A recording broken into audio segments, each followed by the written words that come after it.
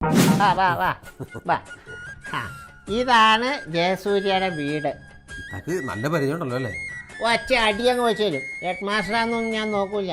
പരിചയം ഉണ്ടോന്ന് ചോദിക്കണം. ചെറുപ്പത്തിൽ മൂക്കട്ടെ വലിപ്പിച്ച് നടന്ന ചെക്കനാ ഇപ്പൊ വലിയ സിനിമ നടനായി. പിന്നെ എനിക്ക് വൃത്തിക്കൊന്ന് പരിചയപ്പെടുത്തേക്കണം. വൃത്തിക്ക് പരിചയപ്പെടുത്തണം. അതിനുള്ള വൃത്തി ഉണ്ടോന്നുള്ള കാര്യത്തിൽ എനിക്ക് സംശയമുള്ളൂ. വല്ലപ്പോഴും അല്ലേ കുളി. എന്നെ ഒന്ന് വൃത്തിയായിട്ട് പരിചയപ്പെടുത്താൻ. പിന്നെ പരിചയപ്പെടുത്തി അവസാനം പരിചയപ്പെടുത്തൽ കൂടിപ്പോയെന്ന് പറയരുത്. ഒന്നും പേടിക്കണ്ട, ഞാൻ എല്ലാം റെഡിയാക്കി തരാം. പിന്നെ നമുക്ക് 7-ാം തീയതി അല്ലേ പരിപാടി? 7-ാം തീയതി ഇവനെ ഉദ്ഘാടനത്തിന് നമ്മൾ വിളിച്ചു തരും. പക്ഷെ ഉറപ്പുള്ളതുകൊണ്ടാണല്ലോ ഇത്തന്നെ കൊണ്ടുവന്ന് നമ്മളെ കണ്ടോലെ കണ്ടോളാം. വാ വാ വാ വാ വാ വാ ഇപ്പൊ ഞാൻ വിളിക്കാം. മോനെ ജയസൂര്യ. ഹലോ. വണ്ടി വന്നോ? വണ്ടി വന്നിട്ടുണ്ട്. അതല്ല ലൊക്കേഷനിലായി. ലൊക്കേഷനിലേക്ക് പോകാൻ വേണ്ടി. അതല്ല ഞാൻ ഇവിടെ പറഞ്ഞത്. ഞാനിവിടെ പറഞ്ഞ ഞാൻ വിളിക്കാം. ഞാൻ ഇവിടെ പറഞ്ഞത്. ഞാനിവിടെ പറഞ്ഞാന്നേ. ഇവിടെ പറഞ്ഞ ശരി. അപ്പം വണ്ടി വന്നിട്ടുണ്ട്. അതല്ല എനിക്ക് ആരാന്ന് മനസ്സിലായില്ല. ഇവന്റെ ഇവന്റെ തമാശ ചെറുപ്പത്തില് ഇവൻ ഇങ്ങനെയാ. തമാശയുടെ കാര്യത്തിൽ ഇവന് പെട്ടാൻ ആരുമില്ല. മനസ്സിലായില്ല? ഞാൻ പരിചയപ്പെടുത്താം. ഇതാണ് നമ്മുടെ ഗോപാലകൃഷ്ണപിള്ള സാറ്. അതായത് ഗോവിന്ദപിള്ള സാറെന്നാണ് പേര്. ഫേമസാ. അതുകൊണ്ട് അറിയില്ല. പുള്ളിയുടെ കാര്യം മെയിനായിട്ട് പുള്ളി ഫേമസ് ആവാൻ കാരണം പുള്ളിയുടെ കല്യാണത്തിന് ഫസ്റ്റ് നൈറ്റ് ആദ്യ രാത്രി തന്നെ കെട്ടിയോൾ ഇട്ടേച്ചു പോയി. അയ്യോ എന്താ? ബിക്കോ? ബിഗ് വെച്ചല്ലേ കെട്ടിയോളെ പറ്റിച്ചത്. അത് കഷണ്ടി തന്നെയല്ലേ കെട്ടിയോൾ ഇത് രാത്രി കണ്ടുപിടിച്ചു. അത് കഴിഞ്ഞിട്ട് ഒന്നും പറയണ്ട എനിക്ക്. അല്ല ഇനി മറ്റേ ഇങ്ങനെ പരിചയപ്പെടുത്താം. ഞാൻ കല്യാണം കഴിച്ചാണോ? ഇല്ല പറയട്ടെ. അവന് പരിചയപ്പെടുത്തിയില്ലെങ്കിൽ എനിക്ക് ഇഷ്ടമല്ല. എല്ലാ ഡീറ്റെയിൽസും അറിഞ്ഞിരിക്കണം. അവന്റെ നിർബന്ധമാണ്. അതെ, അവനിക്ക് സിനിമാ നടന്മാർക്ക് വെറുതെ ചുമ്മാ അണ്ടൻ അടകോഴം ചമ്മാഞ്ചേരി പൂത്തിരടുത്തൊന്നും പരിചയപ്പെടാം എന്നൊക്കെ പറയട്ടെ. അപ്പൊ ഇതാണ് നമ്മുടെ സ്കൂളിലെ മാനേജര് ഭാസ്കരൻ നായർ. പുള്ളിക്കാരന്റെ സ്കൂളിൽ ടീച്ചർമാരൊന്നും നിൽക്കൂല. അറിയാലോ എന്താ കാര്യം, ശമ്പളം കൊടുക്കൂല. ഓക്കെ, അതല്ല അതൊക്കെ എനിക്ക് ഇവരെയൊക്കെ മനസ്സിലായില്ല. മനസ്സിലായില്ല. ആരെ? അല്ല എനിക്ക് ഇത്തന്നെ മനസ്സിലായില്ല. എന്നെ മനസ്സിലായില്ലേ? എന്നെ ഇവനിക്ക് എന്റെ ചക്കരക്കുടമേ ഇവിടെ എന്ന് പറഞ്ഞാലും പറഞ്ഞു മാറി നിന്നിരിക്കാം. കേറി വാന്ന് ഇങ്ങോട്ട് വാ. നീ ഇതെന്താണ് പന്തം കണ്ട പെരിഞ്ചായിനെ പോലെ നോക്കണത്? ഒരന്യ വീട്ടിൽ വന്നാലേ ഇത് നിന്റെ വീടല്ലേ? ഞാൻ എവിടെയോ കണ്ടിട്ടുണ്ട്. കണ്ടിട്ടുണ്ട്. എന്റെ മോനെ എനിക്ക് ഇത്ര ഓർമ്മയില്ലാത്ത ഈ സിനിമ നടന്മാരായി കഴിഞ്ഞാലേ സിനിമയുടെ മായക ലോകത്ത് പോയി കഴിഞ്ഞാൽ ഒക്കെ മറക്കും. ഞാൻ മറക്കുന്ന ഒരാളൊന്നും. റോമയുടെ ഒക്കെ കൂടെയല്ലേ അവന്റെ കളികൾ കാര്യങ്ങളൊക്കെ. അപ്പൊ കുറച്ച് പറയുകയൊക്കെ ഉണ്ടാവും. പെണ്ണുങ്ങളെ അല്ല അത് മാസികയിലൊക്കെ കാണാനല്ലേ നിങ്ങളൊക്കെ കെട്ടിപ്പിടിച്ചൊക്കെ. അതെന്താണെന്നറിയത് നമ്മളൊരു നായികയുടെ കൂടെ 2-3 പടങ്ങൾ അഭിനയിച്ച് സ്വാഭാവികമായിട്ട് ഈ പറഞ്ഞതുപോലെ ഗോസിപ്പും കാര്യങ്ങളൊക്കെ ഉണ്ടാവും. അതല്ലേ, അപ്പം നിനക്ക് ആശുപത്രിയിൽ പോയി കൂടെ മോനെ? ഈ ഗോസിപ്പ് വരുമ്പോ ഏതെങ്കിലും നല്ല ചികിത്സ ചെയ്യണം. ഈ പ്രായത്തിൽ വല്ല ഇങ്ങനെ ഗോസിപ്പൊക്കെ വന്നാലേ പിന്നെ ക്യാൻസറായി. അത് കുറിച്ച് പറയണ്ട.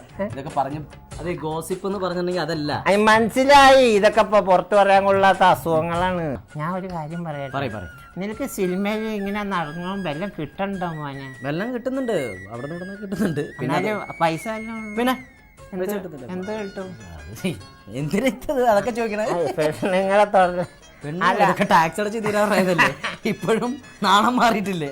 എനിക്ക് ഈ പെണ്ണുങ്ങളെ സിനിമയിലും കണ്ടിട്ടില്ലേ, പെണ്ണുങ്ങളെ പിന്നാലെ തന്നെ നടക്കും. അപ്പൊ മോനെ വല്ല കിട്ടുമോ? പൈസ കിട്ടൂതാ ഒരു കിട്ടും. എന്ത് കിട്ടും പറ? 10-15 രൂപ കിട്ടും. 15 രൂപ. ഇവിടെ തോട്ടി വറക്കാൻ നടക്കണവന് കിട്ടണ്ടല്ലോ 150 രൂപ ഡെയിലി. നീ എന്തിനാ ഈ പണിക്ക് പോണേ? നിനക്ക് അതല്ല ഇത്താ 10-15 ലക്ഷം 10-20 ലക്ഷം രൂപ കിട്ടും. എത്ര സിനിമയ്ക്ക്? എന്തോന്നത് ഒരു സിനിമയ്ക്ക്? ഒരു സിനിമയ്ക്ക് 15 ലക്ഷം? ഒരു സിനിമയ്ക്ക് 15 ലക്ഷം രൂപയോ? അത്രയൊക്കെ കിട്ടുമോ? പിന്നെ അത് വലിയ ഇൻഡസ്ട്രി അല്ലേ ഇത്താ? അതല്ലേ പിന്നെ ഞാൻ എൻ്റെ കെട്ടിയവനോട് എപ്പോഴും പറയും, മോനെ ഈ മീൻ കച്ചവടം നിർത്തിയിട്ട് വല്ല സിനിമയിലും അഭിനയിക്കാൻ പോകുന്നു. കേൾക്കൂലേ? അതെ അല്ലേ. ഹലോ, ഞാനിപ്പോ തന്നെ ഇറങ്ങും സാർ. ആരാ? മമ്മൂട്ടിയാ? മമ്മൂട്ടിയാണ്. എന്താ മമ്മൂട്ടിനെ മാത്രമേ സാറിന് വിളിക്കാൻ പറ്റുള്ളൂ. നമ്മൾ ഈ ലോകത്ത് എല്ലാവരും എത്ര വലിയവരാണെങ്കിലും ഒരാളെ സാറിന് വിളിക്കും അല്ലേ?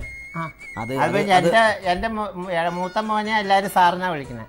അവന്റെ സ്വഭാവം അനുസരിച്ച് ആരും വിളിക്കൂല. എന്താ പേര്? അതുകൊണ്ട് ചെറുപ്പത്തിൽ അവന് പേരങ്ങ് ഇട്ടു, അൻസാർ. പിന്നെ സാറെന്ന് വിളിക്കും. അവന്റെ സ്വഭാവം അനുസരിച്ച് ആരും വിളിക്കൂല. ശരിയാ, ഏത് ജയിലിൽ പോയി കിടന്നാലും അൻസാർ സാറെന്ന് ആരും വിളിക്കൂല്ലോ. അപ്പൊ അതുകൊണ്ട് ബുദ്ധിപൂർവ്വം എന്റെ കെട്ടിയോനിട്ടതാ. പിന്നെ ഒരു കഥയുണ്ട്, നല്ല കഥയാ. അതായത് ഇപ്പൊ എല്ലാം ഈ പുതിയ റീലോഡഡ് ഇറങ്ങുവാണല്ലോ. ഇപ്പൊ തന്നെ ആ രജനീകാന്തിന്റെ മരുമോന്റെ പടം ഉണ്ടല്ലോ, ധനുഷ, കൊതുപോലെ ഇരിക്കുന്ന ചെക്കന്റെ പടം. പഠിക്കാത്തവൻ എന്നും പറഞ്ഞിട്ട് അതിന്റെ 2ാം ഭാഗം 3ാം ഭാഗമൊക്കെ പഠിക്കാത്തവൻ, നനയ്ക്കാത്തവൻ, കുളിക്കാത്തവൻ, പെടുക്കാത്തവൻ എന്നൊക്കെ പറഞ്ഞ് പറഞ്ഞിട്ട് ഇപ്പൊ നമുക്ക് ഈ ചെമ്മീന്റെ 2ാം ഭാഗം കൊടുക്കാം. അപ്പൊ കഥ പറയട്ടെ ഞാൻ. കഥ പറയേ. അതായത് ഇപ്പൊ എല്ലാത്തിന്റെ റീലോഡഡ് വരുവാണല്ലോ. സാഗർ ഇലിയാസ് ജാക്കി റീലോഡഡ്. ഇപ്പൊ അതെ ചെമ്മീൻ റീലോഡഡ്. നമ്മുടെ കഥയുടെ പേരാ ചെമ്മീൻ. ഇത് ചെമ്മീന്റെ 2ാം ഭാഗം റീലോഡഡ്. അതെങ്ങനെ നടക്കും? മധുസാറും ഷീലമ്മയൊക്കെ മരിച്ചില്ലേ? എനിക്ക് ഇത്രയ്ക്ക് ബോധമുള്ള സിനിമയിലൊക്കെ അഭിനയിച്ചിട്ട് ഇതിവര് മരിക്കണമെന്ന് പറഞ്ഞ ഇങ്ങനെ അഭിനയിക്കണാണ്. മധുശീല ഒന്നും മരിച്ചില്ല. എന്നാളോടെ ഞാനൊരു അവാർഡ് പരിപാടിക്ക് ഉണ്ടല്ലോ. എന്റെ പൊന്ന് ഇത്ത, അതല്ല ഉദ്ദേശിച്ചത്. അവര് ആ ക്യാരക്ടർ മധുസാറും ഷീലമ്മയും പരീക്കുട്ടിയൊക്കെ മരിച്ചല്ലോ. മരിച്ചതായിട്ട് ഇങ്ങനെ കിടക്കണല്ലേ ഉള്ളൂ കടപ്പുറത്ത്. മരിച്ചു എന്ന് പറയാൻ ആരെങ്കിലും വന്ന് ടെസ്റ്റ് ചെയ്ത് നോക്കിയോ? ഇങ്ങനെ കൈ പിടിച്ചു നോക്കിട്ട് ഹീസ് നോ മോർ എന്നൊക്കെ പറയൂല. അങ്ങനെയൊന്നും പറഞ്ഞിട്ടില്ല. അത് പറയാത്തോടത്തോളം കാലം 2ാം ഭാഗത്തിനുള്ള സ്കോപ്പ് ഉണ്ട്. അതായത് ഈ 2ാം ഭാഗം തുടങ്ങുമ്പോൾ തന്നെ 5 ആംബുലൻസ് ഇങ്ങനെ ഇടിച്ചു പൊളിച്ച് അങ്ങോട്ട് വരുവാണ് കടപ്പുറത്തേക്ക്. ആദ്യം വന്ന ആംബുലൻസ് 5 പറയട്ടെ ഒരു പടാവുമ്പോ ഇത്തിരി റിച്ച് ആവണ്ടടാ, എന്നാൽ പടം കലക്കണ്ടേ. 5 ആംബുലൻസ് അങ്ങോട്ട്. ആദ്യം വന്ന ആംബുലൻസിന്റെ അകത്ത് കറുത്തമ്മനെ കയറ്റി കൊണ്ടുപോയി. 2ാമത് വന്ന ആംബുലൻസിൽ പരീക്കുട്ടീനെ, 3ാമത് വന്ന ആംബുലൻസിൽ കരക്കാരെ, 4ാമത് വന്ന ആംബുലൻസിൽ പളനി, അതായത് കറുത്തമ്മയുടെ കെട്ടിയോൻ. അപ്പൊ 5ാമത്തെ ആംബുലൻസിൽ ആര് കയറി പോകും? 5ാമത്തെ ആംബുലൻസ് വെറുതെ കിടക്കില്ല, അതിൽ ആര് പോകും? 5ാമത് വന്ന ആംബുലൻസിൽ ആളെ കയറ്റുന്ന നിർബന്ധമാണ്. പിന്നെ അല്ലാതെ എന്നാ പിന്നെ താൻ കയറി പോക്കോ. മുണ്ടാട്ടിരിക്കട്ടോ, ഒരു കഥ പറഞ്ഞതിന്റെ അടുത്ത്. അപ്പൊ ഇവരിക്കൊന്നും കഥേനെ കുറിച്ച് വിവരമില്ല. അതായത് ഈ 5ാമത് അങ്ങനെ അവരൊക്കെ ആശുപത്രി ചെന്ന് കഴിയുമ്പോഴത്തേക്ക് പെട്ടെന്ന് കറുത്തമ്മയുടെ ബോധം വന്നു. ഇപ്പോഴത്തെ സാങ്കേതിക വിദ്യ അല്ലേ മോനെ, പണ്ടത്തെ പോലെയല്ല. ആശുപത്രിയിലെ ഓക്സിജൻ ഒക്കെ കൊടുക്കാമല്ലോ. അപ്പൊ തന്നെ നമ്മുടെ പരീക്കുട്ടിക്കും ബോധം വന്നു. അങ്ങനെ പിന്നെ അതിനിടക്കാണ് പളനി ചായ മേടിക്കാൻ വേണ്ടി പുറത്തു പോണത്, കറുത്തമ്മയുടെ കെട്ടിയോൻ. ഈ സമയത്ത് പരീക്കുട്ടിയും കറുത്തമ്മയും കൂടെ കൂടിയിട്ട് വീണ്ടും ആശുപത്രിയിൽ വെച്ച് കല്യാണം കഴിച്ചു. മനസ്സിലായ? അപ്പോ കല്യാണം കഴിച്ചോട് കൂടിയിട്ട് കറുത്തമ്മ വീണ്ടും ഗർഭിണിയാവുന്നു. അതോടുകൂടി ആ സിനിമയുടെ പേര് തന്നെ അന്വർത്ഥമാവുകയാണ്. കറുത്തമ്മ റീലോഡഡ്, അതായത് ചെമ്മീൻ റീലോഡഡ്. എങ്ങനെയുണ്ട്? അവിടെ കയ്യടിയായിരിക്കും. പിന്നെ കൈയിടിയായിരിക്കും. ഈ സിനിമയിൽ ഈ പെണ്ണുങ്ങളെ തൊട്ടൊക്കെ അഭിനയിക്കണ്ടല്ലോ, അതെ, അത് ശരിക്കും തുടർന്നതാണോ? പിന്നെ ശരിക്കും തൊട്ടൊക്കെ അഭിനയിക്കേണ്ടി വരും. അതെ അതെ. ഈ റോമേനെ സമ്പ്രദായനെയൊക്കെ നീ ഇങ്ങനെ തൊടുവോ? പിന്നെന്താ? അപ്പൊ നിന്റെ കെട്ടിയോക്ക് ബുദ്ധിമുട്ടില്ലേ? എന്ത് ബുദ്ധിമുട്ട്? അവർക്ക് അറിയാലോ അത് അഭിനയമാണെന്ന് അറിയാലോ. അത് പ്രൊഫഷണല്ലേ, ജോലിയല്ല. അപ്പൊ കെട്ടിയോമാർക്ക് ബുദ്ധിമുട്ടില്ലേ? കെട്ടിയമാർക്കാ? ഈ നടിമാരുടെ കെട്ടിയോമാർക്ക് ഇല്ല, അവര് കെട്ടിയിട്ടില്ല. കെട്ടിക്കഴിഞ്ഞാൽ ചിലപ്പോൾ കുഴപ്പമാകും. അല്ല ഞാൻ ചോദിക്കട്ടെ, അപ്പൊ ഈ ഇടിസീനിൽ എങ്ങനെയാ നിങ്ങൾ തൊട്ട് ശരിക്കും ഇടിക്കും? അയ്യോ, ശരിക്കും ഇടിക്കണ ജസ്റ്റ് ഇങ്ങനെ, അത് അഭിനയം. അത് ശരി, ഇടിസീനിൽ നിങ്ങൾ തൊടൂല. അപ്പൊ പാട്ട് സീൻ വരും, നായികമാരാകുമ്പോ തൊടുവൻ പിടിക്കുകയൊക്കെ ചെയ്യും. ഇവരാള് കൊള്ളാല, അമ്പടം എടുക്കന്മാരെ. മനസ്സിലായി. മക്കളില്ലേ? മക്കള് ഒരുത്തരുണ്ട്. അതല്ലേ, എന്ത് ചെയ്യണം? അവിടെ ഇരുന്ന് TV കാണണം. ഇപ്പൊ പിള്ളേർക്കൊക്കെ TV ആണല്ലോ. അതേ മോനെ, ആ മറ്റേ ചാനൽ കാണിക്കില്ല കേട്ടോ. A കാണിക്കാം, B കാണിക്കാം, മറ്റേ F കാണിക്കല്ലേ. പണി കിട്ടിയതാണ് കഴിഞ്ഞ ദിവസം പറഞ്ഞപ്പോഴാണ് ഓർത്തത്. ഈ ചെറുക്കൻ ഞാനിരുന്ന് TV കണ്ടോണ്ടിരിക്കുകയായിരുന്നു. TV കണ്ടോണ്ടിരുന്ന് ഇങ്ങനെ ഓരോ ചാനൽ മാറ്റിക്കൊണ്ടിരുന്നു. പിന്നെ തൊട്ടടുത്ത് ഞാൻ നോക്കി വൈഫും ആരുമില്ല, കൊച്ചുമില്ല. അപ്പം ഞാൻ വെറുതെ നമ്മുടെ F ചാനലുണ്ടല്ലോ, F ചാനലിട്ട് കണ്ടോണ്ടിരിക്കുകയാണ്. കണ്ടോണ്ടിരുന്നപ്പോൾ ചങ്ങാതി കയറി വന്നു. മോൻ കയറി വന്നു. ഞാൻ പറഞ്ഞു മോനെ അത് ഒന്നും ചെയ്യാൻ പറ്റണില്ല, കാരണം ഇതെന്തോ ബാറ്ററി ആണോ എന്താണെന്നറിയില്ല, അത് മാറ്റാനും പറ്റുന്നില്ല, ഗുലുമാലായിപ്പോയി. ഞാൻ പറഞ്ഞു മോനെ അത് എന്ന് വെച്ച് ഞാൻ പറഞ്ഞു മോനെ അത് എന്താണെന്നറിയടാ, അത് ഭയങ്കര പാവങ്ങളടാ, തുണി മേടിക്കാൻ പോലും കാശില്ലടാ, എന്താ കണ്ടല്ലേ പാവങ്ങള് അങ്ങനെ. എന്നിട്ട് അവൻ പറഞ്ഞിട്ട് പോവാ ഇതിനേക്കാളും പാവങ്ങളെ വന്നാ വിളിക്കണേ എന്നും പറഞ്ഞു പോയേക്കണ്. നിന്റെ അല്ലേ മോൻ മോശമാവോ? സത്യം ദൈവമേ, നെഞ്ചത്ത് കൈവച്ച് പോയി. അതുകൊണ്ട് പേടിയാണ് ഇപ്പൊ. പേടിയാണല്ലേ ഇപ്പോഴത്തെ പിള്ളേരെ പേടിക്കണം മോനെ. അള്ളാ, എന്റെ മോനൊരാളുണ്ട്. അവനെന്ത് ചെയ്യണം? അവനെ നീ അറിയുമായിരിക്കും, ഈ സിനിമയിലെ ജൂനിയർ ആർട്ടിസ്റ്റ് സപ്ലൈ ഷുക്കൂർ. അത് ശരി, ഷുക്കൂറിന്റെ ഉമ്മച്ചിയാണ്. ഒറ്റ പൈസ ഷുക്കൂറിന്റെ. ഇപ്പളാ ഇവര് മനസ്സിലായിരുന്നു. അത് പറ, നമുക്കെന്നാ പുറത്തിരുന്ന് സംസാരിക്കായിരുന്നു. വേറെ ഒന്നല്ല, അത് ചെറിയ പ്രശ്നമുണ്ട്. അത് നീ ഒന്നും കരുതണ്ട, അവനൊരു ചെറിയ അസുഖമുണ്ട്, അല്ലാതെ അവന് സ്വഭാവ ദൂഷ്യമല്ല. എന്താരുടെ മുതൽ കണ്ടാലും അത് എടുക്കണം. അതിനാണല്ലോ മോഷണം എന്ന് പറയണത്. അങ്ങനെ പറയാറുണ്ട് ചില വിവരമില്ലാത്തവര്. ഇതൊരു അസുഖമാണ് മോനെ. ഇത് അസുഖം, അത് എന്താ കിട്ടേണ്ടത് കിട്ടുമ്പോഴത്തേക്ക് ശരിയാവും. ഇല്ല, എനിക്ക് കുഴപ്പമൊന്നും ഇല്ലല്ലോ. കുഴപ്പമില്ല. Okay okay. അപ്പൊ അല്ല വേറെ ഇപ്പൊ ഈ ഇവനെന്താ ചെയ്യണേ? കുറെ നാളെ മാത്രമേ ഇത്ര കല്യാണം കഴിച്ചു, എന്നിട്ട് 2 വർഷം കഴിഞ്ഞപ്പോ ഉപേക്ഷിച്ചു. അയ്യോ, എന്തുപറ്റി? ഒരു ചൈനക്കാരിനെ കെട്ടിയത്. ചൈനയുടെ പ്രോഡക്റ്റ് മാക്സിമം 2 വർഷം മോനെ, അതിൽ കൂടുതലൊന്നും ഉപയോഗിക്കാൻ പറ്റില്ലല്ലോ. കല്യാണം സ്ത്രീധനം കിട്ടിക്കാണും. പക്ഷെ എവിടെ ചൈനയുടെ സാധനമല്ലേ, 66 രൂപ 50 പൈസ സ്ത്രീധനം കിട്ടിയതാ. എന്തിന്? അവന്റെ അനിയൻ പഠിക്കൂട്ടാ, ഒരു പുതിയ കോഴ്സിന് വിടാൻ പോണ്ട്. എന്റെ പൊന്നിത്ത ഒരു കാര്യം ഞാൻ പറയാം, ഏത് കോഴ്സ് വേണമെങ്കിൽ പഠിപ്പിച്ചോ, പക്ഷെ ഫയർ ആൻഡ് സേഫ്റ്റി എന്ന് പറഞ്ഞൊരു കോഴ്സ് ഉണ്ട്, അതിനെ മാത്രം വിടല്ലേ. എന്താ അത്? എന്റെ പൊന്നിത്ത നമ്മുടെ ഒരു വേണ്ടപ്പെട്ട വീട്ടിലുണ്ടല്ലോ, ഒരുത്തൻ ഫയർ ആൻഡ് സേഫ്റ്റി പഠിക്കാൻ വേണ്ടി പോയി, അപ്പൊ കഞ്ഞി പോലും വെക്കാൻ പറ്റണല്ലോ വീട്ടില്. അതെന്താ കാര്യം? അമ്മ കൊണ്ട് തീ ഒരയ്ക്കും, ഇങ്ങനെ തീ കാണിക്കും, അപ്പൊ തന്നെ അവൻ കൊണ്ട് വെള്ളം ഒഴിക്കും. ഇവരെ പഠിപ്പിക്കുന്നത് അതാണ്. 3 വർഷത്തെ കോഴ്സാന്ന് പറയുന്നുണ്ട് ഈ തീയില് വെള്ളം ഒഴിക്കാൻ വേണ്ടിട്ടാണ്. മറ്റേ കാര്യം